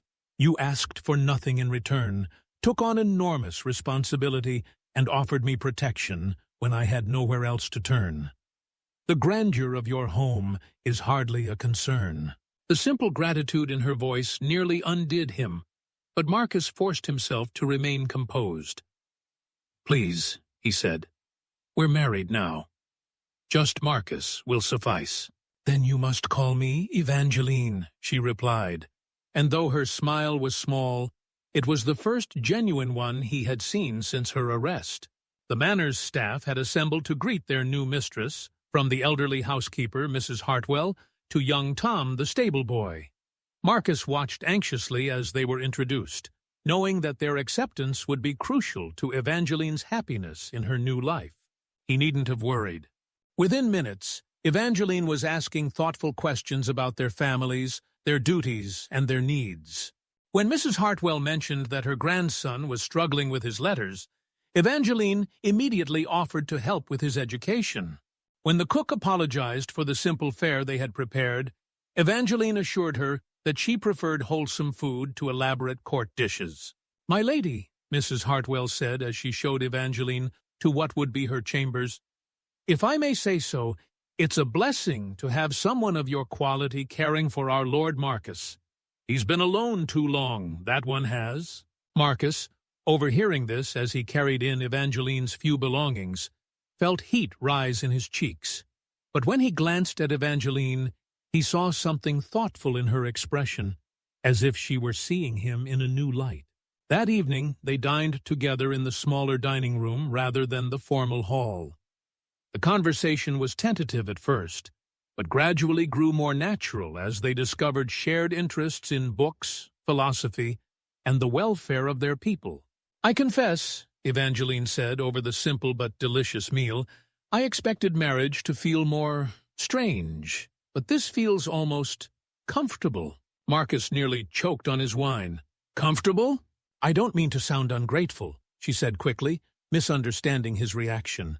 "It's simply that at court, even with Prince Adrian, I always felt like I was performing a role. Here, with you, I feel like I can simply be myself." The honesty in her voice made Marcus's heart clench. "Evangeline," he said carefully, "I want you to know that this marriage, you're not a prisoner here. You're free to live as you choose, to pursue your interests, to be happy. I have no intention of constraining you or demanding anything you're not prepared to give." She studied his face in the candlelight as if trying to solve a puzzle. "Bitwe," she asked finally, "why did you do it? Why did you ask the king to let you marry me?" Marcus felt his carefully maintained composure waver. This was the question he had been dreading, because answering it honestly would reveal feelings she might not be ready to hear. "Because," he said slowly, choosing his words with extreme care, "I believe you deserved better than the fate that awaited you, and because I hoped I might be able to offer you a life worth living." It wasn't the whole truth, but it wasn't a lie either. Evangeline continued to study him, and Marcus had the unsettling feeling that she could see more than he was saying. "You barely knew me," she said softly. "We had spoken perhaps a dozen times at court. Why would you risk so much for someone you barely knew?" Marcus took a breath, knowing he was approaching dangerous territory. "Perhaps I knew you better than you think. I saw—" He paused, remembering that rainy day in the alley. "I saw your kindness to those who couldn't repay it. I saw your genuine care for people's welfare. I thought the kingdom would be losing someone valuable if you were lost." They sat in silence for a long moment, the air between them charged with unspoken understanding. Finally, Evangeline spoke. "I thought no one saw the real me," she said quietly.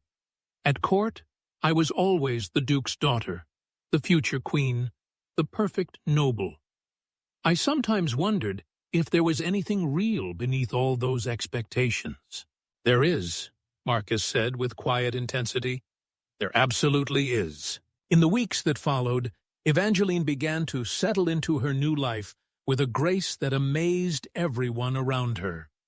She threw herself into managing the household, improving the estate's charitable programs, and getting to know the local community. But more than that, she began to relax in ways Marcus had never seen at court. She laughed more easily, smiled more often, and spoke with genuine animation about topics that interested her. The rigid posture and careful expressions that had characterized her court demeanor gradually gave way to natural grace and spontaneous warmth. One afternoon, Marcus found her in the manor's modest garden, her sleeves rolled up and her hands dirty from planting herbs with the cook. Her hair had escaped its pins and was falling in soft curls around her face, and she was humming as she worked. "You look happy," he said, unable to keep the wonder from his voice. She looked up at him, pushing a strand of hair back with her wrist to avoid getting dirt on her face. "I am happy," she said, as if the realization surprised her. "For the first time in years, I feel like I can breathe freely. Is that strange?" "Not strange at all," Marcus replied, settling down on the garden bench nearby. "You've been carrying enormous responsibilities your entire life. Perhaps it's not surprising that stepping away from them feels liberating." "It's more than that," Evangeline said, returning to her planting but continuing to talk. "At court, I was always afraid of making mistakes, of failing to live up to expectations. Here, I feel like I can be imperfect and still be valued." Marcus watched her work, noting the peace in her expression, the unconscious grace of her movements even in this simple task. "You've always been valued, Evangeline. Perhaps just not by the right people." She paused in her work and looked at him directly. "Including you?" The question hung in the air between them, loaded with meaning. Marcus felt his pulse quicken as he realized they were approaching territory they had carefully avoided since their marriage. "Especially me," he said quietly. Something shifted in her expression, surprise, perhaps, or recognition of something she had been trying not to see. "Marcus," she began, then stopped, as if unsure how to continue. "Yes? When you asked to marry me, was it truly just to save my life?" Marcus felt the moment balanced on a knife's edge. They had been dancing around this truth for weeks, and now she was asking him to be honest. He thought of all the reasons he should deflect, should maintain the comfortable fiction that their marriage was purely practical. Instead, he chose honesty. "No," he said simply, "it wasn't just to save your life." Evangeline set down her gardening tools and turned to face him fully. "Then why?" Marcus met her gaze steadily, knowing that everything between them was about to change. "Because I was already in love with you, and watching you face that terrible fate was more than I could bear." The silence that followed seemed to stretch forever. Evangeline's face went through a series of expressions: shock, confusion, and something else that might have been the beginning of understanding. "You loved me?" she whispered. "But we barely knew each other." "I knew enough," Marcus said gently. "I knew your kindness, your strength, your genuine care for others. I knew that you were good and noble in ways that had nothing to do with your title. And yes, I loved you. I love you still." Evangeline stared at him as if seeing him for the first time. "All this time, you've been so careful, so respectful.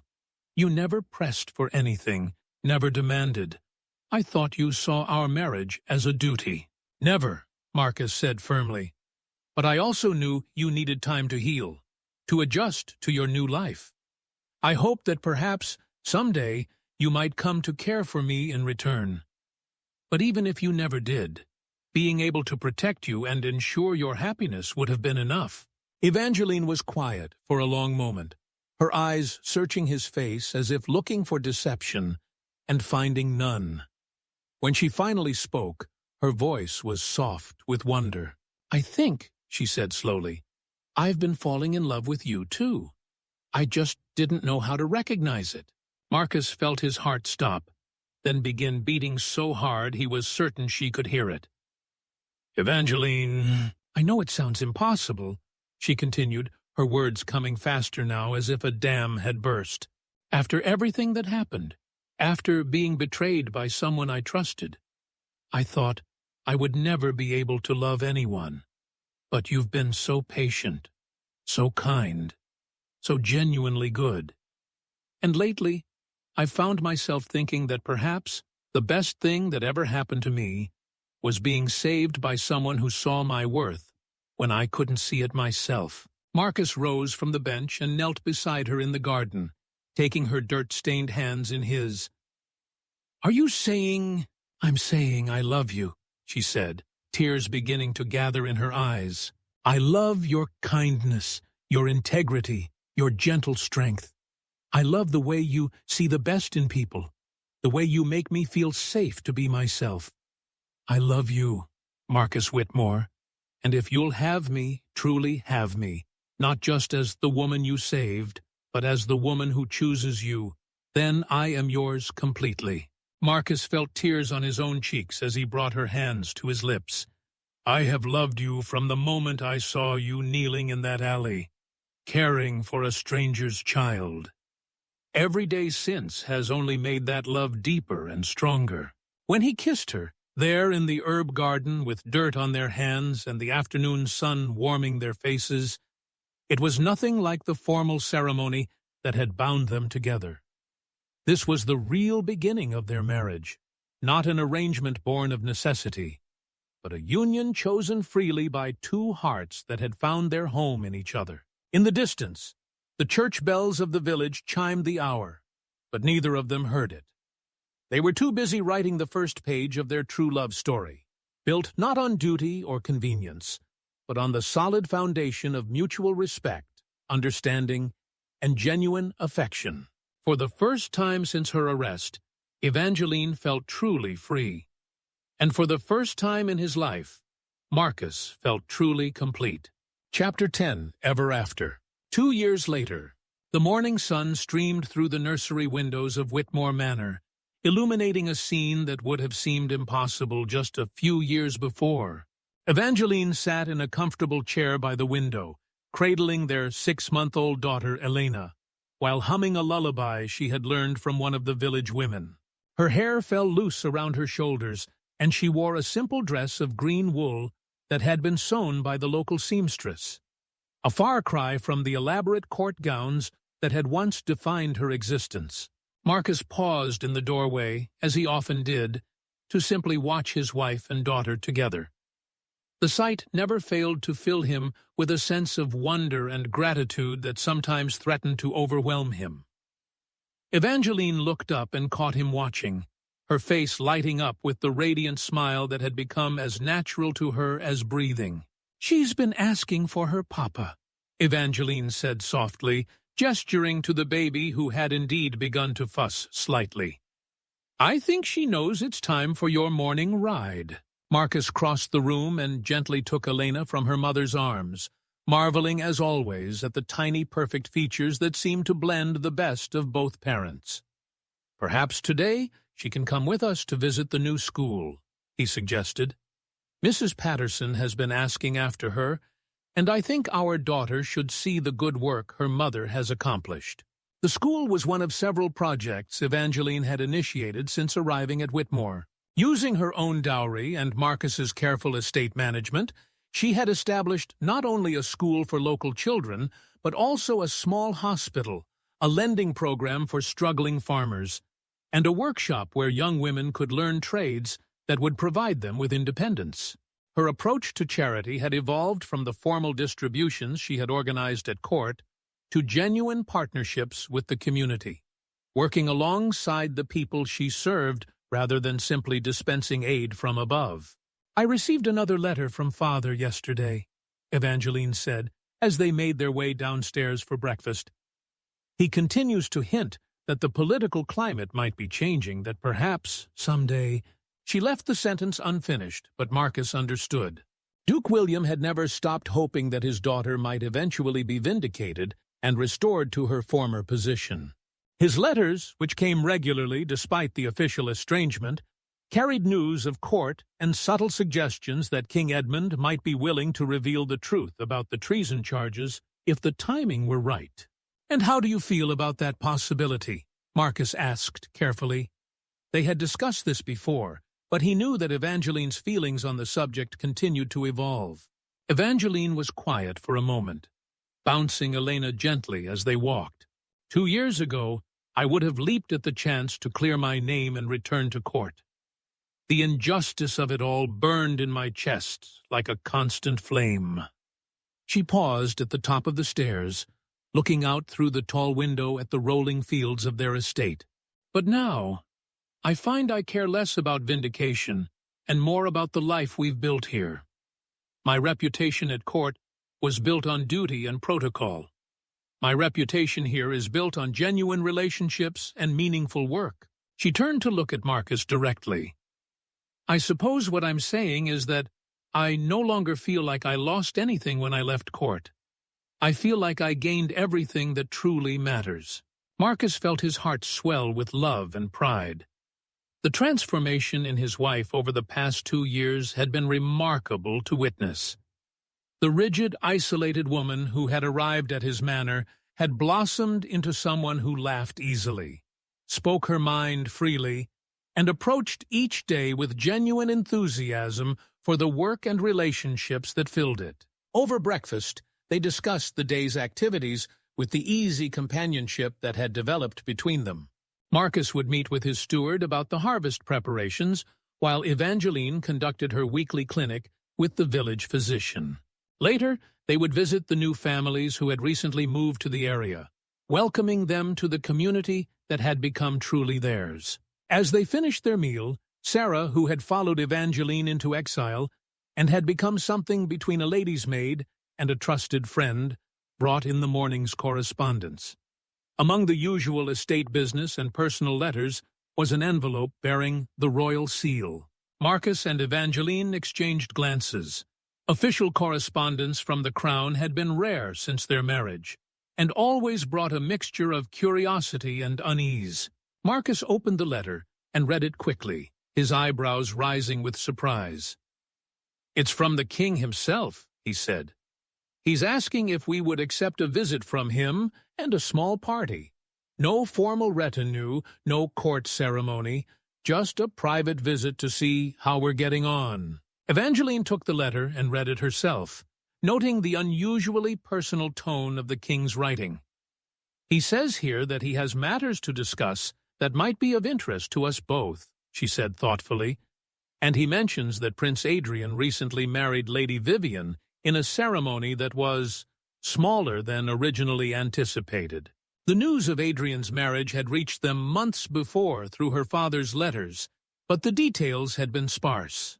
From what they had gathered, the prince's union with Vivian had not brought the happiness he had expected. Court gossip suggested that the passionate infatuation that had driven him to such extreme measures had cooled considerably once he had achieved his goal, and that Lady Vivian's free spirit had proven less charming when it became his responsibility to manage rather than merely admire. "Shall we agree to receive him?" Marcus asked. Evangeline considered the question seriously. 2 years ago, the thought of facing the king who had saved her life would have filled her with anxiety and obligation. Now she felt mainly curiosity and a desire to show him the life she had built from the pieces of her shattered existence. "Yes," she said finally, "I think it's time." King Edmund arrived the following week, with only a small guard and his private secretary, traveling in a simple carriage, rather than the elaborate royal procession that usually announced his presence. Evangeline and Marcus received him in their modest drawing room, with Elena sleeping peacefully in her mother's arms. The king, who had aged noticeably in the intervening years, looked around their comfortable home with evident approval. "You've built something beautiful here," he said simply. "Both of you." Over dinner, served simply but with genuine warmth, the king shared news from court, and gradually worked his way around to the real purpose of his visit.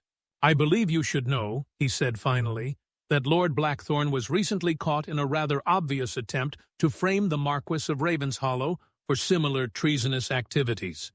When pressed, he confessed to his role in fabricating evidence not only against the Marquess, but in several other cases over the years." The king paused meaningfully. "Including yours, Lady Evangeline." Evangeline felt Marcus's hand find hers under the table, offering silent support as she processed this news. "The confession has been documented and witnessed," the king continued. "While I cannot undo the past, I can offer you full restoration to court, complete vindication of your name, and whatever reparations you might consider appropriate." The silence that followed was broken only by the soft sounds of Elena stirring in her sleep. "Your Majesty," Evangeline said finally, "I am grateful to know that the truth has finally come to light. It means more than you can know to have my innocence officially recognized." "But," the king prompted, clearly sensing her hesitation. Evangeline looked around their dining room at the simple but lovely furnishings, at the portraits of local scenes that Marcus had commissioned from a traveling artist, at the evidence of the life they had built together, and smiled. "But I find myself reluctant to leave the life I've discovered here," she said. "At court, I was the Duke's daughter, then the Crown Prince's betrothed, always defined by my relationships to powerful men. Here, I am simply Evangeline Whitmore, and I have learned that I rather like her." She turned to Marcus, whose face showed a mixture of love and admiration that made her heart flutter even after 2 years of marriage. "My husband saved my life when he married me, but more than that, he gave me the space to discover who I truly am when freed from others' expectations. I wouldn't trade that gift for any title or position." The king studied them both for a long moment, then smiled, the first genuine, unguarded smile Marcus had ever seen from him. "I had hoped you might say something like that," he admitted. "It tells me that justice was served in ways I hadn't anticipated when I arranged your marriage. You've both found something precious here." He raised his glass in a toast. "To Lord and Lady Whitmore." who have shown that sometimes the greatest victories come from building rather than reclaiming. Later that evening, after the king had retired to the guest quarters and Elena had been settled for the night, Marcus and Evangeline walked together in their garden. The same herb garden where they had first confessed their love now held additional beds of flowers and vegetables, tended by both of them and several enthusiastic local children, whom Evangeline had taught the art of gardening. "Do you ever regret it?" Marcus asked, voicing the question that had been in his mind all evening. Giving up the chance to be queen, to have the power to change things on a grand scale? Evangeline considered the question seriously, as she always did. "I used to think that meaningful change could only come from positions of great power," she said. "But I've learned that sometimes the most profound changes happen one person, one family, one community at a time. The children in our school will grow up knowing they have value regardless of their birth. The women in our workshop will have independence their mothers never dreamed of. The families who've found refuge here will raise their children with security and hope." She turned in his arms to face him fully. "I was raised to believe that my worth came from my ability to fulfill others' expectations. You taught me that my worth comes from who I choose to be and how I choose to treat others. That lesson has changed not just my life, but the lives of everyone around us." Marcus kissed her gently, still marveling at how natural this had become, how completely they had grown to belong to each other. "I love you, Evangeline Whitmore," he said against her lips. "And I love you, Marcus Whitmore," she replied, then added with a smile, "My rescuer, my partner, my dearest friend, and the father of my children." "Children?" Marcus pulled back to look at her with surprise and growing delight. Evangeline's smile widened. "I was planning to tell you tomorrow, but Elena is going to have a little brother or sister come spring." Marcus swept her up in his arms, spinning her around in the moonlit garden, while she laughed with the pure joy that had become the soundtrack of their lives together. From the manor house behind them, the warm glow of lamplight spilled out across the grounds, illuminating the home they had built together. Tomorrow would bring new challenges and new joys, the daily work of maintaining their estate, caring for their community, and raising their growing family. But tonight, they had everything they needed: each other, their love, and the certain knowledge that they had found their true, happily ever after. In the distance, the church bells chimed the hour, marking another day in their life together. Unlike the formal court ceremonies of Evangeline's past, this was a celebration of something real and lasting, the quiet triumph of two hearts that had found their perfect match in each other. The Duke's daughter was gone, replaced by someone far more precious. A woman who had learned to value love over duty, authenticity over appearance, and the quiet satisfaction of a life well lived over the hollow grandeur of position and power. And in the end, that transformation was the greatest victory of all.